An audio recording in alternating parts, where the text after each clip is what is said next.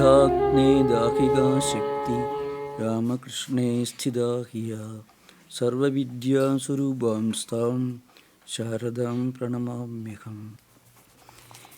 We are continuing discussion on some related topics.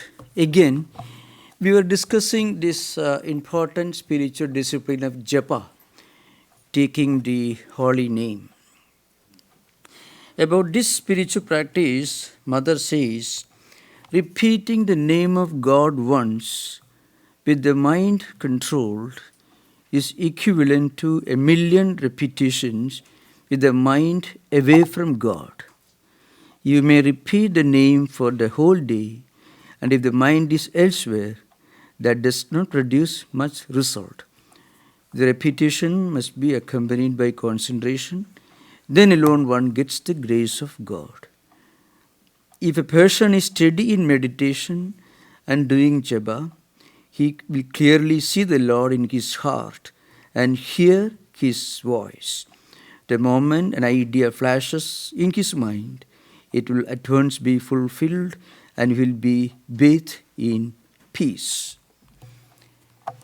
This is a very important instruction. Now, how do we remember God and how does it help us in our life? I can explain this in the light of a few important episodes from the most celebrated devotional classic of Vedic tradition. It is called Bhagavata Purana. Those of you who are not familiar, most of you must be familiar, still just a few words of introduction. It is the most profound devotion classic. Essentially, it is Advaitic in its orientation, philosophical tradition, but it is paradoxically the most important devotion classic. It begins with Janmadesya Ayataka. That is the second of Brahma Sutra. I mean, from what the entire universe emerges, what sustains the universe, and into what the whole creation gets dissolved. This is the beginning. The end is Satyam Param Dhimahi. I meditated upon the universal spiritual truth, Brahman. So, it begins with Advaitic, with a strong Advaitic orientation and ends with Advaita. But it is paradoxically the most profound and the most well-known among the Puranas and also the most important devotional classic according to devotional philosophical traditions. And it is celebrated as a work equivalent to Vedas. Now, this is the uniqueness of this book. Now, you know how this book came to be written. It was written by a man who was suffering from depression and withdrawal symptoms. His name was Vyasa. And this Vyasa, incidentally, was the most accomplished author of ancient times in India. If you count the number of books he wrote, think of 36 volumes, each bigger than the Encyclopedia Britannica. That is, I'm talking about the 36 Puranas, 18 Mahabhuranas, 18 Upapuranas, plus Mahabharata. In shorter version, it is 120,000 slokas, and bigger version, 145,000. The current most popular version, nearly 100,000 verses. That means 13 times as big as Homer's classics and Iliads. Virgil's Aeneid and Homer's Iliad and Odyssey put together. Now, this is the size of the book. And this man is responsible for Vedas, which are still alive. You know, he was the great sage who divided actually Vedas into 4 groups.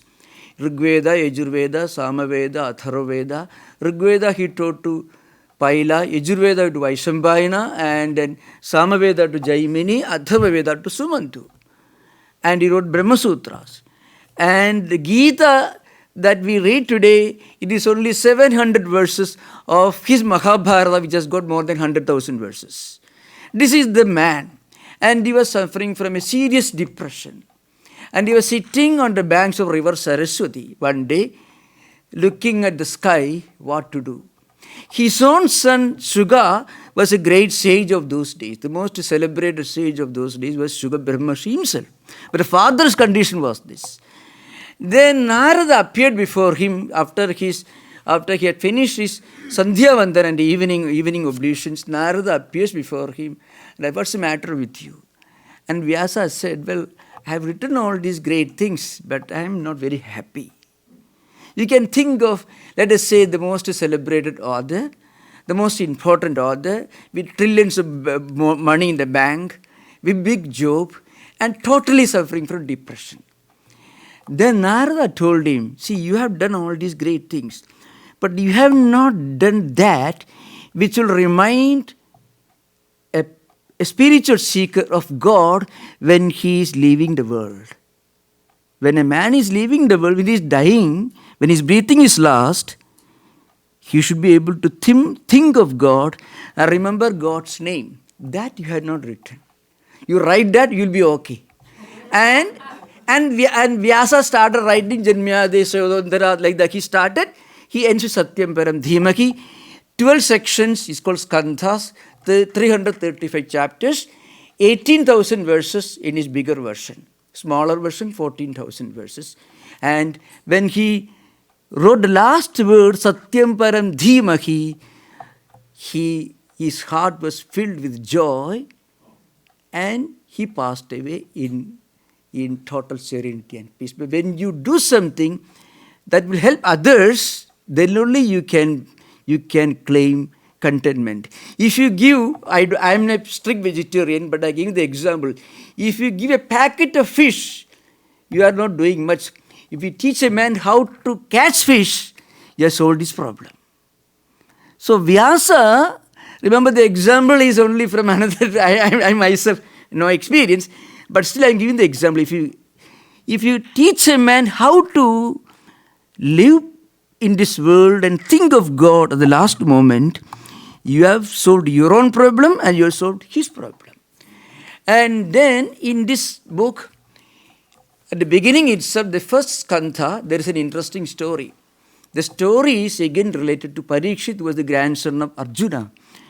Parikshit was a great emperor. He was traveling the forest, walking about in the forest. He became thirsty and he became tired. He entered into a hermitage. There a saint was sitting immersed in meditation, and the saint did not recognize him. Parikshit, the great king, the great philosopher, king of ancient times in India, he suddenly got angry. That's because he was hungry and thirsty.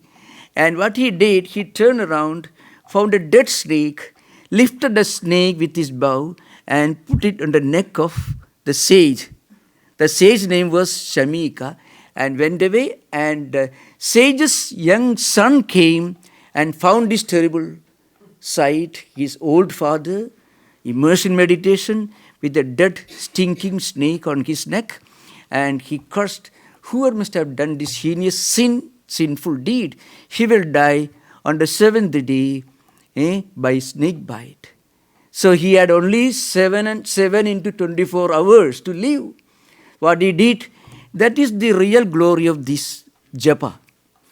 This Parikshit, when he came to know from the disciples of the saint who sent his disciples to inform the king that his arrogant, foolish son had put a curse on this great king, the king did not get angry. He said, I deserve this punishment. I have deserved this, I have earned this by my own sinful deed. And he left his palace, left his kingdom, left his ministers, luxury, everything, came to the banks of river Ganga and sat there, because Praya Upavesa, 7 days. And when he was sitting, among the many other saints, Shuka also came. And when Shuka, the great sage, who was the son of Vyasa, stood in front of him, this king puts one question to him. The question is, What should a dying man do? A man who has got only 7 days to live. So, atha prichami samsiddhim yoginam paramam gurum purusasyeha yat karyam mriyamanasya sarvadha yat kartavyam bhajaniyam, like that. What should a man do when death is staring at him? He has only 7 days to live. So what he did? Shuka started answering this question. The later part of the question was Bruhi Yadva Vipariyam, what he should not do. Suppose you feel you have only 7 days to live. What you should do and what you should not do. So when you think of what you should not do, it means you have a higher perspective of life as a whole. You have to prepare to leave this world in a very intelligent manner. What is the most intelligent way of living this world? With a serenity, with a contentment in your heart and mind. So, as a response to this, Shuka taught Parikshit the art of life. That is the real art of life. Not whatever else. It is the real art of life. What is the art of life? At the beginning of this exposition, this maybe 18th or 19th chapter of the first kantha, Shuka says, Edavan Sankhya Yoga Bhyam Swadharma Parinishthaya Janmalabha Parapumsam Ante Narayana Smriti. So you can practice Karma Yoga, disinterested action, unselfishness, devotion to God, or just independent philosophical analysis. Then Ante Narayana Smriti, when you leave the world, you will think of God. Because when our mind is weak, when our senses are weak, when we cannot really hide our own real expression in the mind, then only our real mind will come out, it will be revealed. So the last moment, we should be able to spontaneously, effortlessly, naturally think of God. And this is how Shuka expounded the whole of Mahabhagavata. It has got nearly 80,000 verses. In that Bhagavata Purana, there are two important episodes. One, the problem of forgetting Japa, and also the problem of remembering the good fortune of remembering Japa.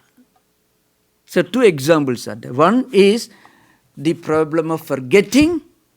The second one is the good fortune of remembering. So let me begin with the first, forgetting. The story is about Jadabharata. Jadabharata was a great king. Mother tells here, repeating the name of God once with the mind control is equivalent to 1,000,000 repetitions with the mind away from God. Jadabharata was a great king, a philosopher, who practiced who did a lot of spiritual disciplines for decades, and when he became an old man, he installed his own eldest son as the next emperor, left his kingdom, went to a forest, and he just built a small thatched hut on the bank of the river and stayed there meditating and thinking of God. And then after several years, when he was about to get old, something happened in front of his hermitage. There was a small stream running in front of his hermitage. So a female deer, which was pregnant, was being chased by a lion. And as the deers ran away, it crossed the stream, and at effort, he gave birth to a baby deer. And the mother deer passed away, died. Now the king was standing there. His name was King Bharata. Later he became Jadabharata. Jadabharata means Bharata who is dead to the world. I mean, he is dead to the world, but is alive to his own through divine nature. That is the meaning of Jadabharata.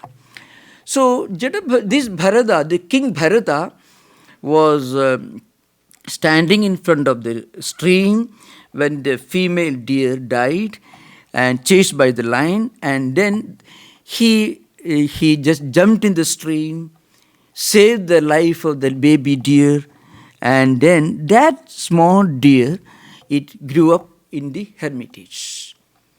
After several years, what happened? Something happened to him. He forgot repeating the name of God. He had left his own children back in the palace, his own kingdom, his own palace, and came to a hermitage to think of God, to remember God, and to repeat the name of God, do japa. But after some years, he started thinking only about how to protect the baby deer. And he forgot his own spiritual responsibility. So when he died, what happened, he was thinking of, what will happen to the little animal, the moving about. There are wild animals everywhere. It could be killed and eaten away. So practically what happened, the old king forgot his own spiritual responsibility and he focused only on himself as the sole protector of the little baby deer. And he died. So what happened? In his mind, there was no God. And on his lips, there was no holy name. He was thinking of the deer, baby deer, and he was repeating his mind, who will protect. So when he was born again, he was born as a deer.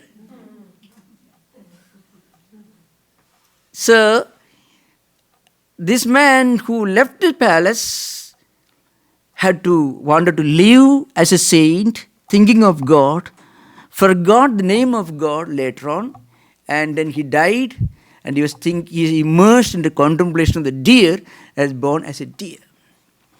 Now, but remember, the power of holy name, the power of japa, he had practiced, was still there. That's why mother says, these people mother, this happened in maybe most probably in the year 1914. At that time, these travelers, Western travelers coming to Sarnath, looking at the relics of the Buddhist ruins, and mother said they were the people who built it once upon a time. So they don't know, but they are instinctively attracted towards this. So what happened? This deer still remembered the holy name that as a king he used to practice in his previous life. So he did not leave the hermitage, he stayed there, thinking of God, repeating the holy name. When he died, he was reborn as a saint. So from a devoted king to the deer, from deer to back to a saint. So he was born as a saint. So he was very careful, not to be caught, not to be trapped by the world and worldliness. So what happened? He won't speak to anyone. He was so great. He was an avadhuta, and spiritually enlightened person, Jivan Mukta, liberated soul. So it so happened one day he was moving, and some of the servants of a king, Rahugana, asked this fat, well-built fellow, and they were just carrying the king in a palanquin. They were looking for a healthy porter to bear the palanquin. They found Jadabharata standing there, caught him and asked him to bear this palanquin. And the king was traveling, but the new man was not carrying the palanquin properly. A lot of jerks. So what happened? The king got angry. This new fellow, though he looks well built and healthy, he is not carrying the palanquin properly. He scolded him. The Rahugana asked him, whom are you talking to? This body? This body has no life. Body is essentially a transient, a changing entity. This Atman cannot carry any palanquin.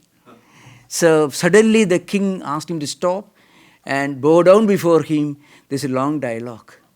So why could this happen? Why did this happen? Because the power of japa. And this happens only when a person repeats the mantra japa with a complete and total identification. It's called para, means with the total and complete identification. So that's why mother says it is very important that one should not practice mechanically. So, for a beginner, you should decide, because you have to sublimate your ego. I shall do japa 10,000 times. With a strong willpower, you have to do. But afterwards, as we evolve in spiritual life, even one completely concentrated repetition is enough. That is the real essence of this story. And that state is called pravatti in the Ramanuja tradition, which is we are not going to discuss later. Now, this is the problem of forgetting. Then there is also the good fortune of remembering. That also happens. And that also is from Bhagavata Purana. It is the story of Ajamila Ubakhyana, means the story of a devotee called Ajamila.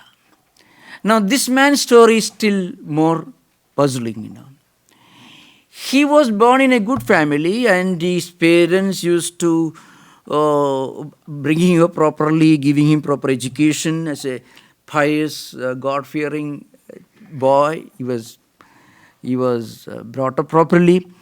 But what happened when he became a young man, he had a deviation.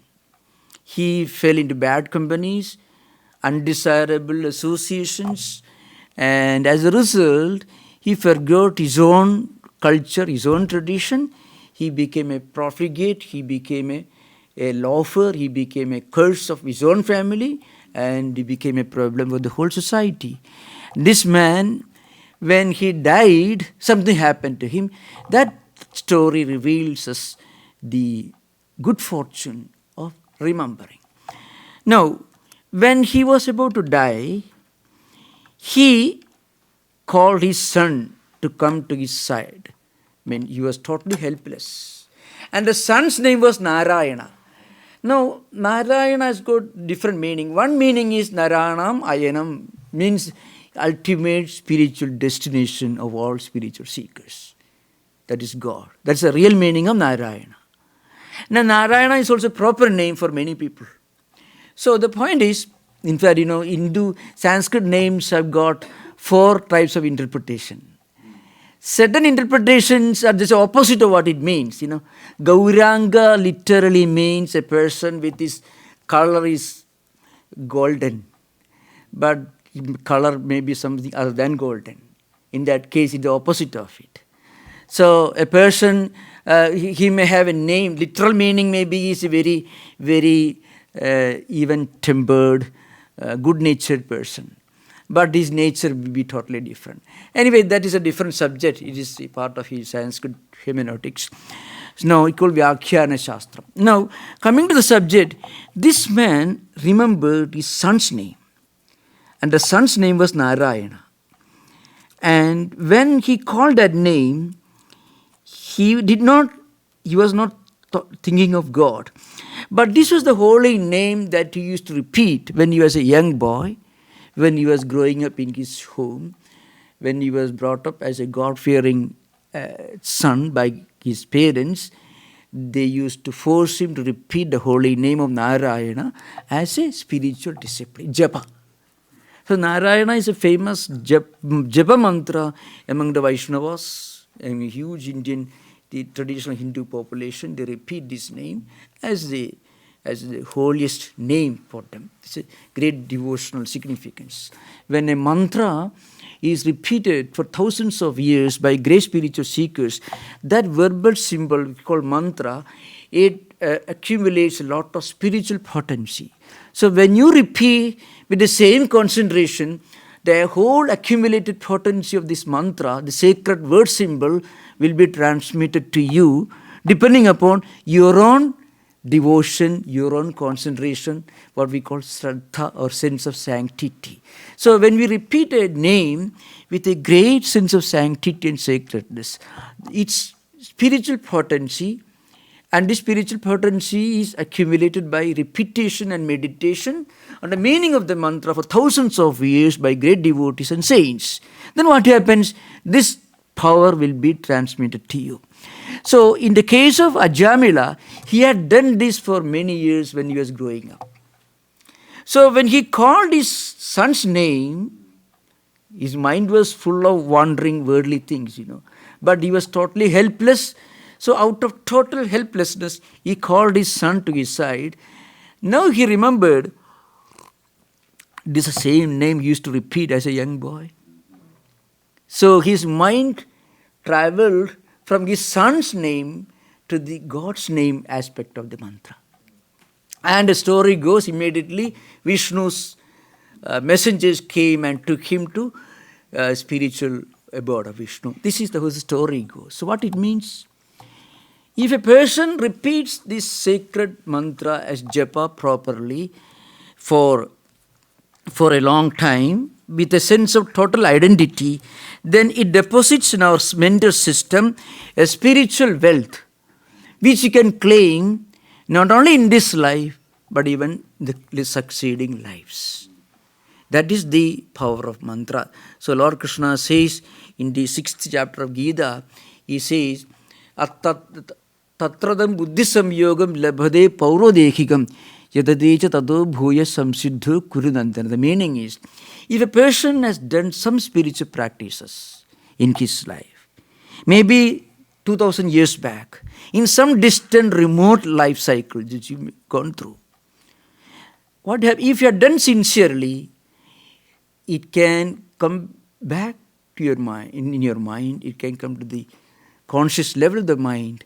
And then what happens, when you're walking in front of any holy place, it need not be Vedanta society, temple, church, synagogue, any holy place where there is a chance or possibility of coming into association with spiritual ideas, identical spiritual ideas, reconnecting with the ancient tradition, you feel, I should go there and sit. Why? Because you are reconnected to your distant past. So you are born with a checkbook and fountain pen, with the spiritual wealth deposited in the bank. So that's why Lord Krishna says, Purvabhyasena teneva kriyadehi avashopi saha. You are helpless. You can't help reconnecting with your own spiritual past. It's impossible. Because it automatically comes back to you. So that is the power of japa. The good fortune of remembering and also the misfortune of forgetting. But again, it's never lost. It's never lost. So that is an important aspect of japa. That's why Mother says, repeating the name of God once with the mind controlled is equivalent to millions of repetitions. Because when there is total darkness, when you bring a good light into a room, the darkness doesn't disappear by installments. It disappears at one stroke. You don't have to wait, you have to bring a number of lights. When the light is brought, immediately the darkness is disappeared. It disappears because if there is something in front of which darkness disappears, it is light.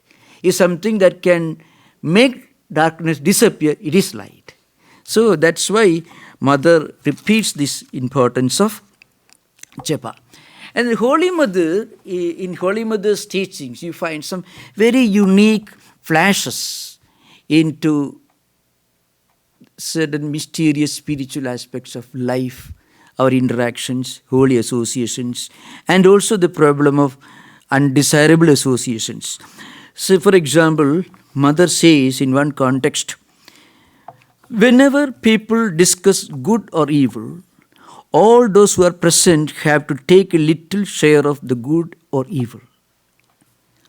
Suppose someone tells you about his good and evil deeds. Every time you think of that person, you must perforce remember his good and evil deeds. In this manner, his good and evil deeds both must leave some impression upon your mind. That's why Mother says, and this is repeated again by Vivekananda in his letters to Ramakrishna. He says, when somebody comes to you and speaks ill of another person, if you listen, you may be totally innocent. By listening, you are actually taking a small fraction of the sinful deeds of the person whom you are criticizing. So actually the account is transferred. So that's why there is a statement it comes in one of the Mahakavyas, asammana tapo vruddhi sammanahi tapakshayaka. What it means is, if you are honored, if you are respected, if a lot of people praise you and honor you, you have to part with a fraction of your own spiritual merit, because that will be transferred to the account of the person who praises you, who helps you. That's an important thing. In fact, that is the whole dynamics of serving holy men and holy women. You find this in the Christian and also Buddhist and Hindu traditions. You find in all traditions, perhaps, but in my own study of Christian mysticism, you can find this always happening. That is, you serve a holy person, you help a holy person, you do something good to a holy person, you speak something good about a holy person. What happens, you are actually taking a small fraction of his own spiritual wealth. So a small amount from his bank balance or spiritual wealth is transferred to your account. On the other hand, if you create problems for him, criticize him unnecessarily, then what happens, if at all there are any sinful deeds in his account, that will be happily transferred to your account. So that's why Mother says, you should not even listen to somebody, because listening also, it is kind of connecting with. You cannot listen without your mind coming in contact with the sinful deeds which you are listening to. And also, when you praise a person, you are also taking away from that person a little bit of his own spiritual wealth. So that's why this Sravanam, Kirtanam, Vishnu, Smaranam, Padasevanam, Marchanam, Vandanam, Dasyam, Sakhyam, Atmanivedanam. In the Bhagavata Purana itself, there is a great devotee, and Sri Ramakrishna considered him as the archetypal devotee, because his name is Prahlada. And his father was a different person. His father was a professional demon, an evil man. His main job was going about creating problem for people who, whenever somebody is thinking of God, he should go and disturb him. That is his main hobby. So he was the demon. He's Hiranyakashipu, that is his name. And actually it is said, in the Bhagavata Purana it is said, that Vishnu tried a place to hide.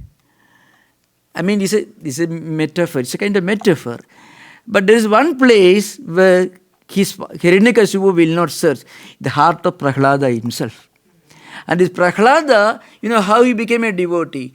He was still in his womb. His mother was pregnant. At that time, the mother, one day, an old sage Narada came to visit the family, and the mother, who was already pregnant, went to the sage and asked the sage, please teach me about God. And Narada narrated the whole story, and the child listened to this from his womb, mother's womb, and he became the archetypal devotee. That's why sometimes you find in some of the pre-birth sacraments of Hindu tradition, expecting mothers should try to feed their minds with spiritual food so that it will be transmitted to the child yet to be born. So this Prahlada, he says, there are 9 ways of praising God. One is listening to, pray, then singing hymns, and just remembering, then doing external rituals. That's also one way of connecting with spiritual ideas. Then paying obeisance to spiritual seekers, and then considering oneself a God's servant, considering oneself as God's friend. And so Sravanam, Kirtanam, Vishnu, Smaranam, Padasevanam, Archanam, Vandanam, Dasyam, Sakhyam, Atmanivedanam. Last one is Atmanivedanam is Prapatti, completely surrendering oneself, one's will to God. This is the... Now, what happens is, when we live in this world, we have to be very careful. That's why Mother, in certain contexts, Mother gives some very interesting idea. You should be careful, mindful of where you are, whom you are talking to, how you are expected to talk to, These are very important for spiritual seekers who are still at the stage of evolving in spiritual life. When you become a Christ or a Buddha, you have no problem. Buddha could actually transform Angulimala, who is an evil man. Christ also could do this kind of miracles. All great spiritual personalities, sages have done it. But before reaching that state, hopefully, one should try to practice certain disciplines, certain aspects of discerning wisdom. So that's what the Bhagavad Purana itself says about Prahlada. Prahlada's nature is explained in the chapter, and this again repeated in the 11th skandha in Nimi Navayogi Samvada, where a king puts one question: who is an ideal devotee of God? Who is the most exalted devotee? Normally we may expect somebody who goes to a temple or a church or a synagogue or place of worship, who reads scriptures every day, who repeats these things, holy words and all that. He is the highest, the most exalted devotee. This may be the answer we will be expecting. So there is a dialogue between a king and 9 sages. I don't want to quote too much of Sanskrit, because it's out of context. But still, the list of the sages should be quoted. So, Kavir Hari Randariksha Prabuddha Pipalayana Avihotro Dumilas Chamasa Karabhajanaka. 9 sages. So, the question is put to one of these sages: who is the real devotee? And the answer is the one who sees the whole creation in God, and the one who sees the presence of God in everything in this world.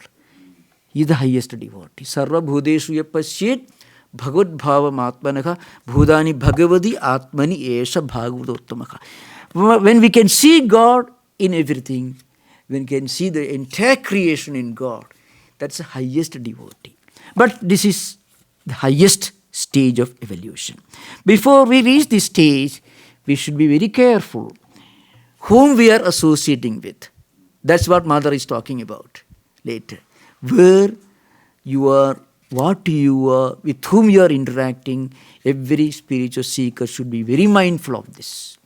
So, the sage Andariksha, while describing those who have yet to reach the highest, most exalted stage of devotion, says, Ishware tadadhineshu bariseshu dishutsuja prema maitre kriba ubekshaya karodisa madhyamaka. Those who are still evolving, they show devotion to God. They should have compassion to those who are interested in knowing about God. Those who have appreciation for the highly exalted saints and sages, and those who keep a long distance from people whose association may shake your own conviction, your own faith. So that's why. So the karma account is very important. There are people whose even incidental or accidental contact will pour cold water on everything that we consider to be very sacred and holy. And you come back totally emptied of your pockets. Nothing left with you. So we should not read such books. We should not listen to such ideas. And we should never have any kind of connection or association with such people or such idea. This is very, very important. So Mother gives some strong warning to spiritual seekers. So one important reason why Mother herself actually insisted on doing karma yoga, doing some good noble deed, is you are always connected to something positive. You are always associated with something that is healthy, helpful and positive. At least you are not associated with something negative. So what's the advantage of doing good, trying to do good all the time? That means we won't be trying to do bad. That's all. So that's why I shall speak a few more words on this particular actually story. And this is that's again, it actually takes us back to the same subject, but it's so very important. Mother used to refer to certain peculiar wrong ideas. For example, obsession with external purity. You can see the mothers. There are people who will tell you, oh, you should take so many baths, wash your hands so many times. You not wash so many or psychiatric problems. We're talking about obsession with external purity. In fact, one of Sri Ramakrishna's own contemporaries, Hazra, Pradap Hazra, who was staying in the Dakshineshwar temple next door to him, he was so obsessed with external purity. So mother says, you should not be always thinking about impurity. That's why you feel a need to be pure. Now, in this context, there are certain spiritual seekers who try to get some spiritual benefits through a kind of quick fix method, so to speak. So Kundalini raising, suddenly I want how to raise my Kundalini, how to get some powers.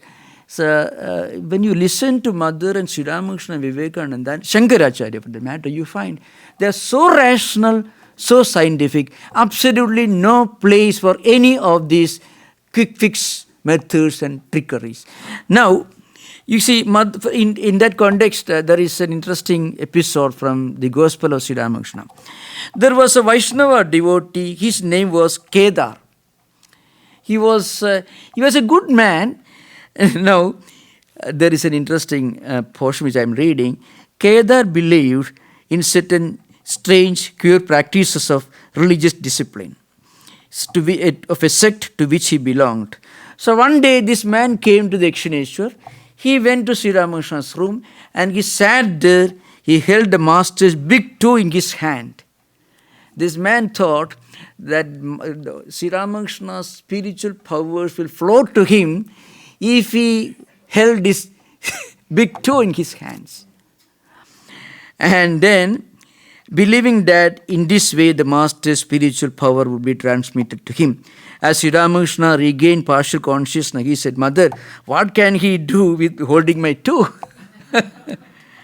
So, there are many such common misunderstandings, misguided spiritual seekers, and very strange practices. Now, you can find Mother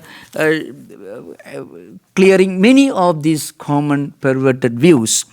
So, I can just read one important portion with Mother talking about Japa. About Japa and meditation, Mother said one day at Jairambati, how many people can carry on Japa and meditation all the time? Mother describes why Vivekananda started this Ramakrishna Mission, this spiritual organization. Now, and in this spiritual organization, you don't find people growing a beard and sitting and always engaged in meditation and all that. They do meditate, but then there is a reason, because you have to, as I mentioned this morning, you have to first transform your physical energy to spiritual energy. And this is the kindergarten, this is a stage where everyone can begin. So Mother says, it's much better to work keeping the mind fixed on God and without letting it wander about. The mind creates trouble wherever it is let loose. It is because Naren realized this that he started selfless work. That is what selfless work means, these different activities that will help you to generate spiritual energy. Then there is a very interesting statement here. Mother had not a shadow of doubt that the Master would work out his new message through this monastic order. Then Mother says, my son, the Master said, when the southern breeze blows, all trees that have developed hardwood get transformed into sandalwood. The southern breeze has blown. Now all will be turned into sandal, except bamboos, grass and bananas. Now there is something about this Malaya Maruda. It is a mythological story. This mythological breeze, when it blows, all the trees, all the all the normal trees except bananas, bamboos and grass will turn into sandalwood. The idea is when a great spiritual incarnation comes, it's like a huge ship coming. So it can take a huge population and animals, lame people, blind people, old people, young people, children, all can enter the ship and get across the ocean. So the idea is, in this age, Sri Ramakrishna had come, so all people will find a way out. So Mother says, if you don't work, with what will you occupy your mind day and night? Is it possible to meditate and make japa all the 24 hours? They prefer to the master. He's an exception. And Madhur supplied him with all these necessary deeds. So the idea is, Sri Ramakrishna himself taught certain important disciplines. But when people read Vivekananda, Swamiji's complete works, apparently people may misunderstand. There is a conflict and contradiction between what Sri Ramakrishna taught and Swami Vivekananda taught. Now, in Sri Ramakrishna's gospel, you find there are instructions, spiritual instructions, which are suitable to the individual spiritual seekers who came to Sri Ramakrishna. When Vivekananda preached the world, he was not preaching to individual spiritual seekers. He was actually expounding Vedanta as a new modern spiritual paradigm. So he had to take into consideration the whole modern world, both Eastern and Western hemispheres, different cultural traditions. So what he did, he laid out a clear-cut path. That is, remember, it is not different or distinct from the traditional Vedanta. I want to clearly point out this. As a lifelong student of Advaita Vedanta, if you read Shankaracharya's life and teachings, and if you compare Vivekananda's teachings, you find Swami Vivekananda was only giving a new modern interpretation to the ancient tradition. And Shankaracharya himself was not giving anything new. It was already there in the Vedic literature. But it was Shankaracharya who developed the whole Vedanta into a combat philosophical spiritual system. So he himself says, Karmanishthayaha chitta suddhidvarena pushartha heduttam na swadandrena jnananishtadu swadandrena pushartha heduga anyana apeksha. There are many quotations. I'm just giving some quotations. But the idea is this. A spiritual seeker should first of all, as a beginning of his or her spiritual life, he should give up laziness and lethargy and develop the desire to do some noble work. It can be physical work, intellectual work, any kind of work. Now, this is the first stage. At that stage, he or she may not be able to do karma yoga. He may be performing just good actions, noble actions with a strong motive. That's natural. As he evolves in his or her spiritual life, that person will develop a tendency to do the same kind of good actions without a selfish purpose. I can give an example. Look at America. If you look at the great captains of industry, Rockefeller, Henry Ford, Carnegie, many great captains of industry, great prominent people. Henry Ford was not a karma yogi in the classical sense, but is a grand example of a man who did great work with a definite purpose. And what he did was good for the world and also for him, of course, Now, such a person at some stage will develop a desire to do something good for the world. So you can see, I don't say that this happens to everyone. Even in today's modern world, you find many prominent CEOs, businessmen who accumulate trillions of dollars. At some stage, they feel a need to let off the steam. They need some peace of mind. They are very successful with billions of dollars, but they have to take pills for getting 4 hours sleep. So they want to do something good for the world. So immediately they may take up some gigantic philanthropical projects, helping the Ebola victims, earthquake victims, natural calamity victims, people suffering from famine, third world countries.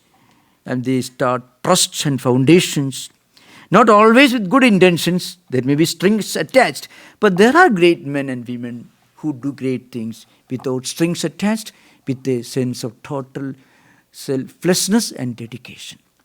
Now, this is a natural, gradual, psychological and spiritual evolution of the human mind. From work with a great sense of purpose to a stage where they do great things. At least in the midst of so many other selfish activities, they do some selfless activities also. So you have to admire whatever it is. And this gradual evolution begins. So what I mean to say, every human being has to begin somewhere. At the beginning of spiritual life is a strong desire to do something. It may be not necessarily physical action. It is speech, word, any kind of action for some noble purpose. And then you enter the path of spiritual life. It may take, if you believe in Buddhism, Hinduism or yoga, you have to think of millions of life cycles, at least thousands of them. You have to think of that. It doesn't happen all of a sudden, but it will happen invariably. So this is one important thing that happens. But when a great spiritual seeker comes, as it happened in Sri Ramakrishna's case, all of a sudden you find these great Vedantic teachings spread all over the world. Within less than 200 years, 150 years, a big change happens. That's why Sri Ram, Mother says, the Malaya breeze, he's quoting Sri Ramakrishna, when the wind, these mythological winds blow, it will have an effect on the trees, and trees actually turn into sandalwoods.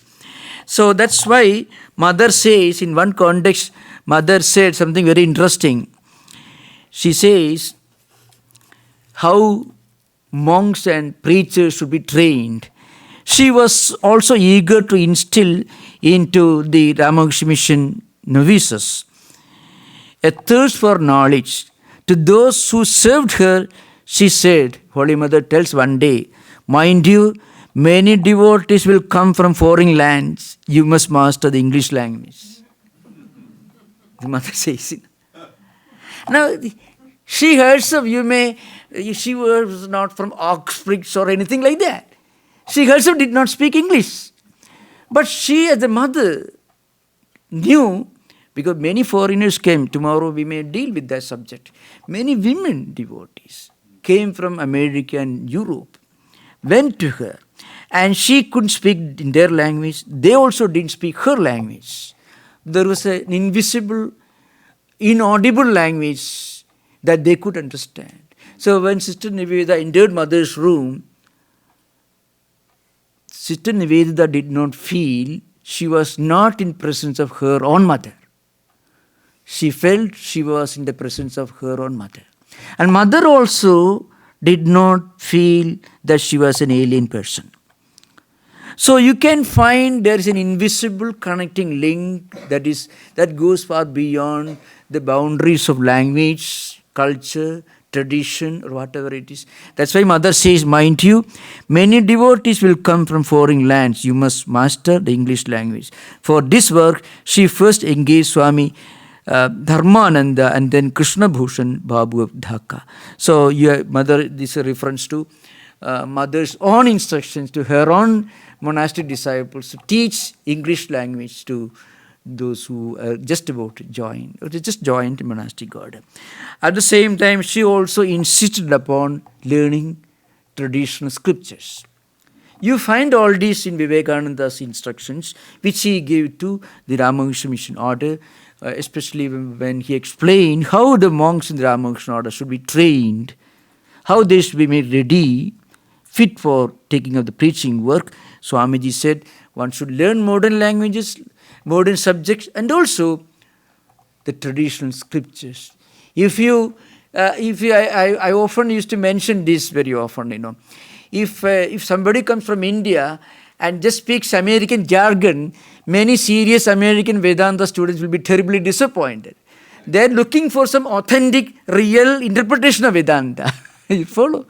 So that's why Mother had the insight. She said, you must learn modern languages, but it's very important that you yourself should learn the traditional scriptures to be able to preach, to do justice the ancient tradition of the sages. Now we will have interaction. We have just about 1 hour, so you can just try to clarify. I will be happy to respond to the questions. Okay.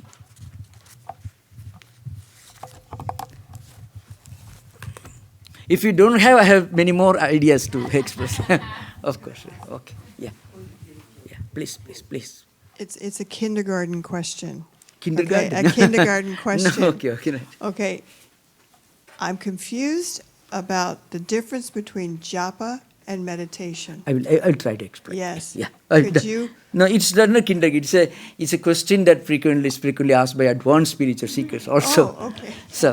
So now, Japa, as I mentioned, Japa actually takes you to the stage of meditation in its most advanced state. So that's why I shall explain this. Japa has got 4 stages, from the grossest to the most advanced subtle state. At the beginning, Japa could mean verbally repeating a holy word symbol. As I mentioned, even external repetition without understanding the meaning, without really knowing the full implication of what you are repeating, will have some very important effect. Because as I mentioned, it is called Shabda Pratika, means a verbal symbol. So these verbal symbols, roughly you can find examples of this in the Jesus prayer and many of the Dominicans and Franciscan prayer systems. You can find when a prayer or a word symbol is repeated with great sense of sanctity and concentration by sincere seekers for centuries, in the case of Vedanta for thousands of years, that word symbol accumulates a spiritual potency. Now, if a very sincere advanced soul, advanced spiritual seeker repeats that word symbol, immediately its full potency will be transmitted to him. It depends upon our own fitness. You will understand when I give the example of Sri Ramakrishna. So when Sri Ramakrishna learned Mahavakya from his teacher, that Mahavakya is a great statement in the Vedic mantra, Aham Brahmasmi Tattvamasi, etc. But Sri Ramakrishna just once heard from his teacher, Totapuri, immediately he entered into Samadhi. What he heard became a matter of experience at the time of hearing. But this doesn't happen to everyone, naturally. It is, in fact, this phenomenon is called Sabda Aparokshvada according to Vedanta scriptures. It is a particular method or interpretation in Vedanta Prakriya Vedanta tradition by certain Vedantic scholars later Sureshwara, Padmapada, some of Shankaracharya's own disciples developed this. That means if you are a highly advanced spiritual seeker, then the moment you hear something, it makes sense to you. I can give an example. Suppose you are driving to San Francisco and Olema every day, and if somebody tells you on the way there is a tree or a shop, immediately you will understand what he's talking about. But a person who has driven for the first time, he may not understand.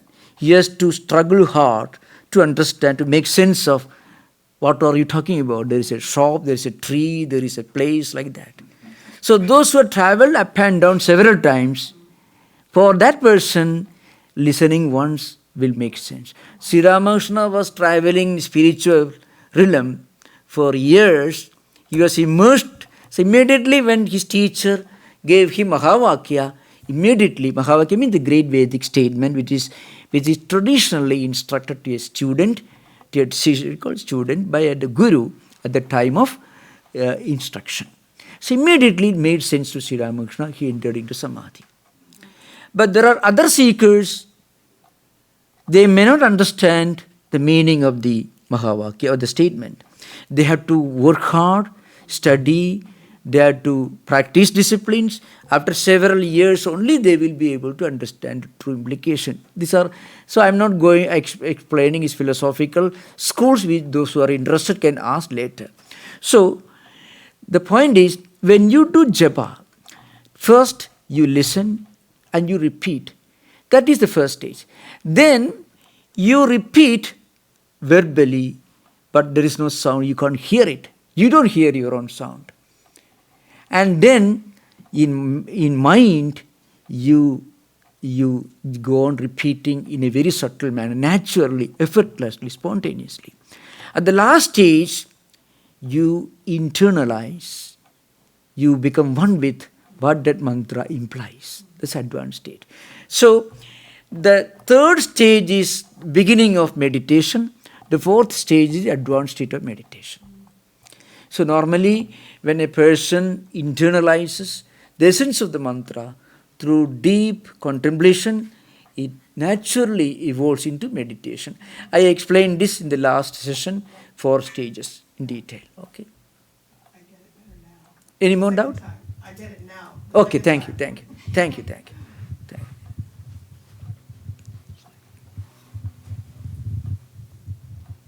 Thank you, Swamiji. Yeah. My question is, what would have happened if Mother had not met Ramakrishna?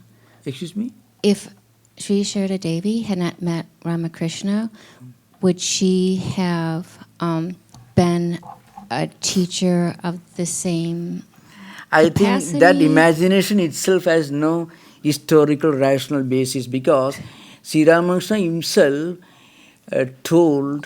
he indicated that she was born for sharing the spiritual obligation responsibilities of Sri Ramakrishna.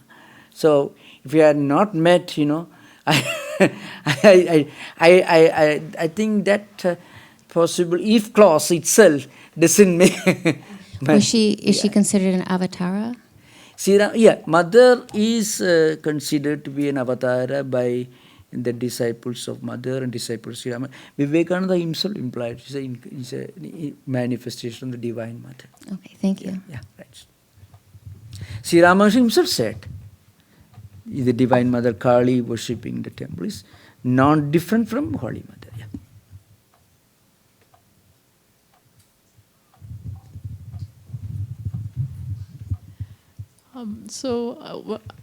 I'm again a kindergartner, but a lot of Vivekananda's writings seem to be more about self-improvement in the Advaita sense, seeing God in everybody and things like that. Yeah. Whereas what you've described with Mother, at least the small snippets that we've heard today, seem more Dvaita, right? Like there is a God that is separate from us. Yeah. How do we reconcile that? Yeah. In fact, Swamiji, who was I think mostly Prakashanandaji, somebody from Mayavati, wrote to Mother.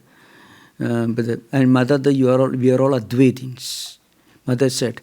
And Mother's instructions that we discussed so far were mostly given to spiritual seekers at different levels of their own spiritual evolution.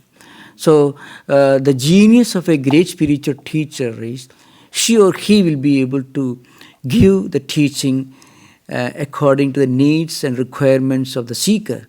Only the correct amount, dose, and the type of instructions will be given. So Mother herself and also Sri Ramakrishna and direct disciples of Sri Ramakrishna used to give instructions according to the needs and temperaments and requirements of individual spiritual seekers. So again, Dvaita, Advaita contradiction exists only at the philosophical level. At a spiritual level, that contradiction doesn't exist. Just like what you study in the primary school, is not essentially different from what you study in the university or Harvard. But you study more of what you studied in primary school. But you don't unlearn. I learned alphabet in the kindergarten, now I shall forget it. Then you cannot write a thesis in the university. You use the same alphabet that you learn at the kindergarten for writing the thesis. So we go beyond it, we transcend Dvaita, we don't contradict Dvaita. So Advaita doesn't contradict or is in conflict with Dvaita, it only goes beyond it.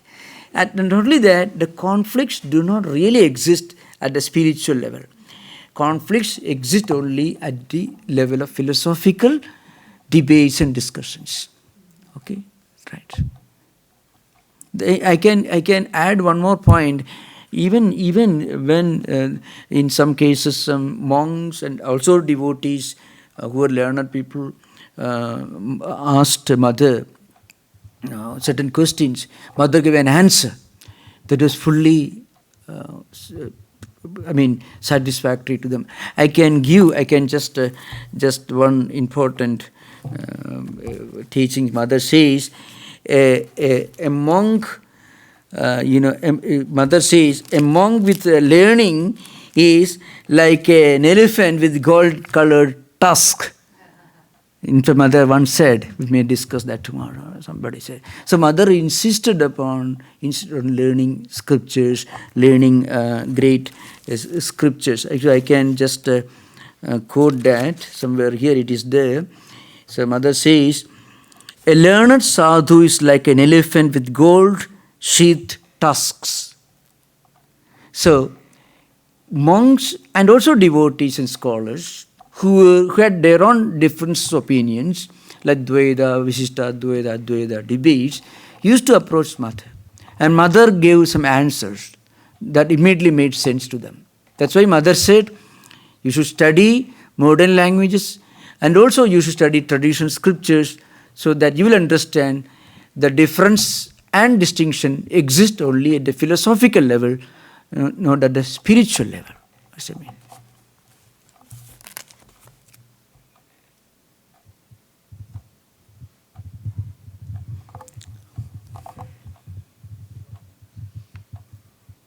Any more questions? You're good. You are forcing yourself to ask. I was thinking how to ask, whether to ask or not. Okay. So my question is on the associations you mentioned. So as you are on the spiritual path, you come across people. There are times you meet people at your own level of spirituality. We learn from each other, which is wonderful. And there are also times you come across people who are not aware. It's like negative, if I can use that word. One, how do you deal with them? And what is the answer for them? You want to help them, I think, because we have been there at some point. We have come here. So how to deal with those situations? So that's right. Now, both Yoga Sutra and also the Bhagavata Purana Ekadasa Skandha, Antariksha's reply, give answer. Prema, Maitri, Kripa, Upeksha. Upeksha, the last approach, means indifference, keeping a long distance. The point is, those who are still beginners in spiritual life should not try to help or transform others. They should keep a filtering mechanism with them all the time, so that they can filter out undesirable effects of undesirable associations. They should not imagine that they can help. But there is scope to help. So, Prema, Maitri, Kripa, Upeksha. Kripa is the third stage, means you should be able to help, try to help those who have got a lot of Shraddha, respect for spiritual ideas, and they want to know more, but they are right now not well informed, but they want to know more. You can help them. For them, you should have a sense of sympathy. But you should not try to help those who may be stronger than you. The stronger personalities. There are people who have very strong personalities and very evil also, very problematic. They can argue much more brilliantly than you. There are people. In fact, the world has suffered a lot from the wrong people with strong personalities with very evil intentions and motives. Mind has a tendency to go after something which is negative, which is unpleasant. So that's why that tendency to be drawn towards the evil, I don't say evil in the theological sense, I mean undesirable, so to speak. We should check it by feeding our mind with good tendencies through good actions, good associations, so that our mind will be strong enough to resist the temptation, resist being trapped by strong negative personalities. Otherwise, we are in danger. That's why, in fact, Ajamala's story is an example. He was a good man, but fell into bad company. And he lost himself, became a curse. So, it's very important. But then you cannot go about looking and analyzing people. You can't do that. What we must do, we must keep ourselves to some higher ideal, positive ideal. And we should not worry about whether this man is good or bad. That's totally wrong and is very undesirable, very dangerous also. And spiritually very harmful. So we should not go about analyzing people, judging others, totally wrong and also very harmful to our own spiritual life. So what we must do, we must try to keep ourselves to a higher ideal. That's enough. So we will be spiritually strong enough to withstand the temptation being trapped by or hijacked by wrong associations. We need not go about judging people. That's totally wrong. Please continue.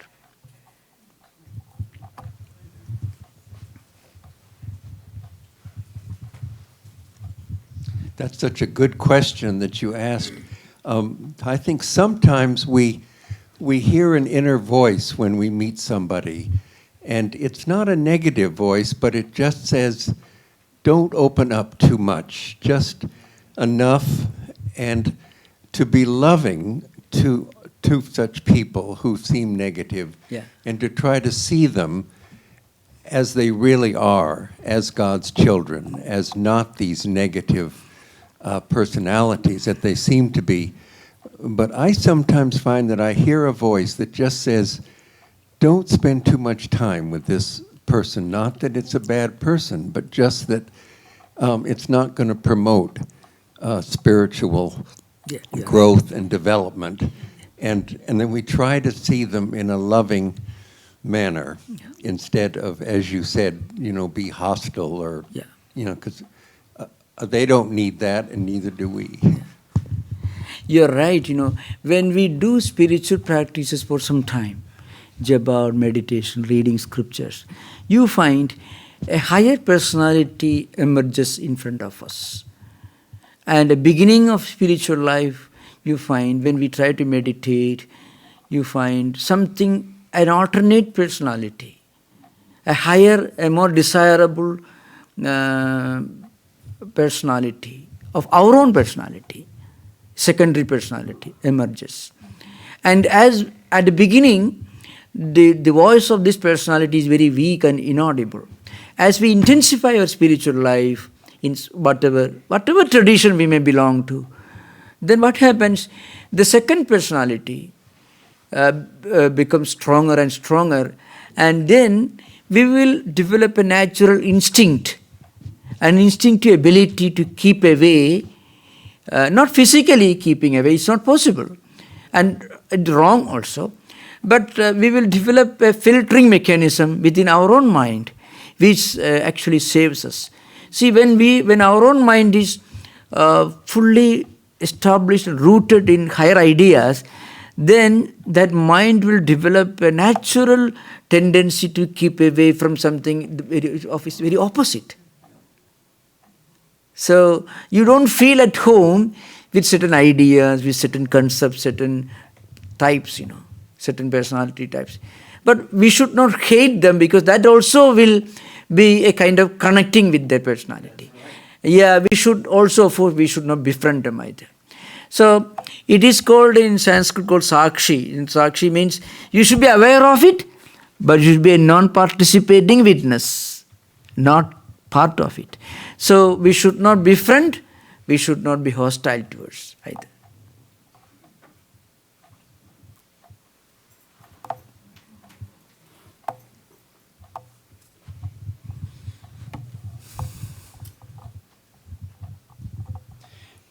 Thank you very much, Swami. Did you say that, correct my pronunciation, Vyasa? Vyasa, yeah. Vyasa? Yeah. Suffering from some, did you use the word withdrawal? Yeah, I'll tell you. Can you explain? Yeah. What happened, Vyasa was a highly accomplished sage who had written all the important books of his days when he was a guru of so many saints and sages and philosophers. So for many days, he was suffering from a total lack of happiness, unhappiness. So it was going on for some time. He used to live alone, on the bank of river Saraswati. So when this happened, another sage came to him and asked him, why are you sitting idle like this? You have done all these great things. You have written these Puranas, mythological books, philosophical classics, the great teacher of so many saints and philosophers. You have every reason to be satisfied, but you are not satisfied. Is there something seriously the matter with you? Then Vyasa says, yes, it is so. Then Vyasa says, what's the reason? He asked, what's the reason? Why is it so? Then Narada said, yes, you have done all this. You have done a great work. I shall explain this. And then Narada refers to Mahabharata, Vyasa's magnum opus, 100,000 verses. Then Narada told him, the sage told him, see, you wrote Mahabharata. Mahabharata discussed with Dharma. And Dharma, in Vyasa's view, is totally different from Dharma as understood in Buddhist tradition. Dharma means law, convention, customs. So it's something constitutional. So Mahabharata expounds Dharma in a very magnificent manner. Hundreds of characters, hundreds of dialogues and discussions, dynasties are described. But all the time the focus is on Dharma. Dharma means duty, responsibility, proper conduct, etc. So what is the responsibility, a proper conduct of a king, of an emperor, of a father, mother, son, and so on? So household monk, what are the appropriate methods of conduct for these different classes of people? So Dharma, Rajadharma, Naradharma, all these are. So what Vyasa discussed was the subject of constitutional propriety, which may not be spiritually proper, Constitutional propriety, ethical propriety, and spiritual propriety are different things. What is constitutionally appropriate may not be spiritually appropriate or even ethically appropriate. So did you discuss that subject which will help a common person in his or her own spiritual life? It will be a guiding light in his or her own spiritual life. No, you have not done it. Do that. So Narada taught him the story of Lord Krishna, the incarnation of Krishna, the whole story dealing with different spiritual topics, which later became Bhagavata Purana, later in the expanded form. And Vyasa wrote this huge work, Bhagavata Purana, expanding what he learned from Narada. And what was the essence of that? Something by reading which you will feel an inner contentment, peace. You see, you may read any number of constitutional volumes, but you won't get peace of mind. But if you read certain books, it will go deeper into your mind. You will get a sense of inner contentment. So you write such a book, and that will help the common people. And then you also will be free from this mental agony. So Vyasa wrote, when he reached the last words of the book, he was totally contented, happy. This is the uniqueness of this spiritual classic. I think we have just about few minutes. Okay. Mahatma Gandhi talked about when he was a child and he was afraid that his nurse taught him the name Ram to repeat when he was afraid, and then I think he used that quite a bit, and later he encouraged people to practice what he called Ramanama. How would you characterize the relationship between that and Japam. Yeah, for Gandhiji, Mahatma Gandhi, when he got this name, he accepted this as a very sacred word symbol. And the Ram Nama is one of the many verbal symbols or Japa methods, names practiced by Indian sages and saints for thousands of years. So most probably in that particular locality where Gandhi lived, or maybe the teacher whom he asked himself was a sincere devotee of Lord Rama. And Rama is a symbol of many of the great characteristics that we normally admire in a human being. So, the first original work is Valmiki's Ramayana, the first verse. It begins with a question. Question is, who is the most ideal man living this? Konos means Sampradam Loge, Gunavan, Kastavirivan, Dharmaknyascha, Krutaknyascha, Satyavakyo, Dridhavrta. So, a number of 24 important qualities that you can conceive of, you can imagine, are listed. And Rama is depicted as the symbol, as the manifestation of all these qualities.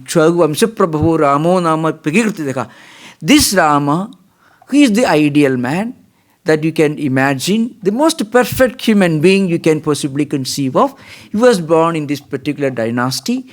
And so, Narada is again the person who answered this question to Valmiki put this question to Narada. Narada answered this, Rama is the ideal man, the most appropriate, the most wonderful person who actually who is the symbol, who is the manifestation of all these great human virtues and characteristics. So Narada instructed Valmiki, the first poet of Sanskrit tradition. And so this idea that Rama is a symbol of fearlessness, of propriety, an ideal son, ideal enemy. You know, Rama is not only an ideal warrior, he is an ideal enemy. So, are you interested in this story? Something very interesting. It is a very unique characteristic. I gave some talks, if you don't mind, comparing this with Homer's Iliad, because both these stories are very identical in many ways, you know. So Rama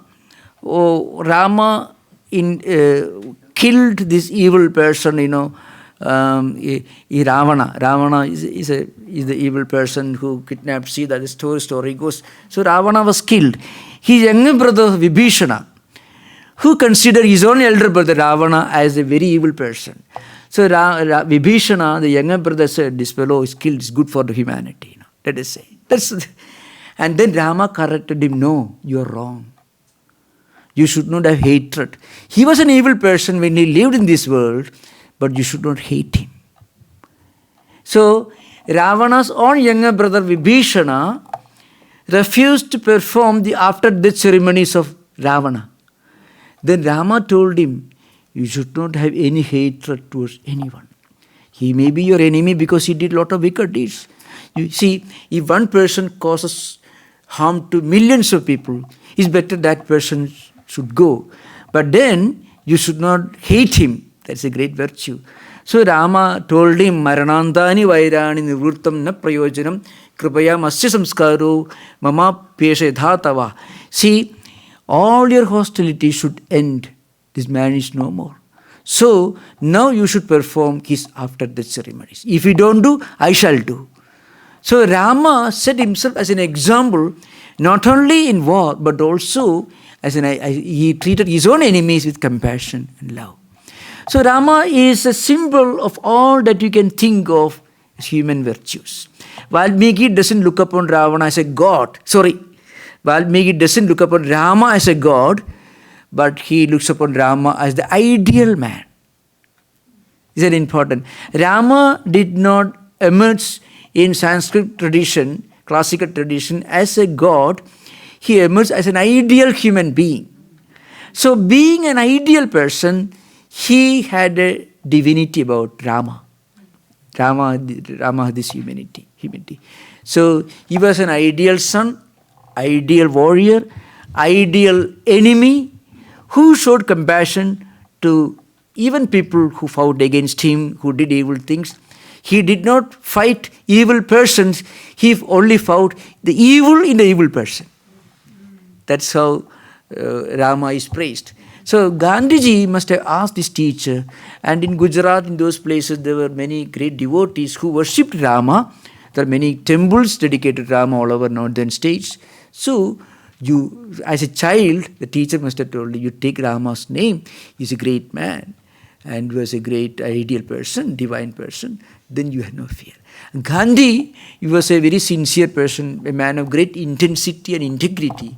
So took it to his heart, and that's happened. And when he died, he repeated Rama's name 3 times. He did not cry or weep. That means in his life he had realized this total identity with Rama as a transcendental, divine, human example. That is the greatness of Rama. Okay, thank you. So now we shall conclude. We will continue the discussion tomorrow at 10 o'clock. So today, after this, we will have meditation from 5 to 6. Before that, we will have refreshments from 4:30 to 5. From 5 to 6, meditation. 6 to 7:30, we will have supper and cleanup.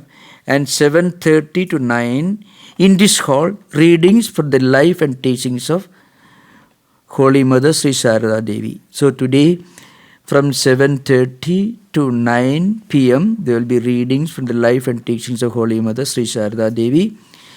And on Sunday, that is tomorrow, the same time, we will have devotional singing. Thank you. Tomorrow we'll continue the discussion. Thank you. Thank you. 10 o'clock.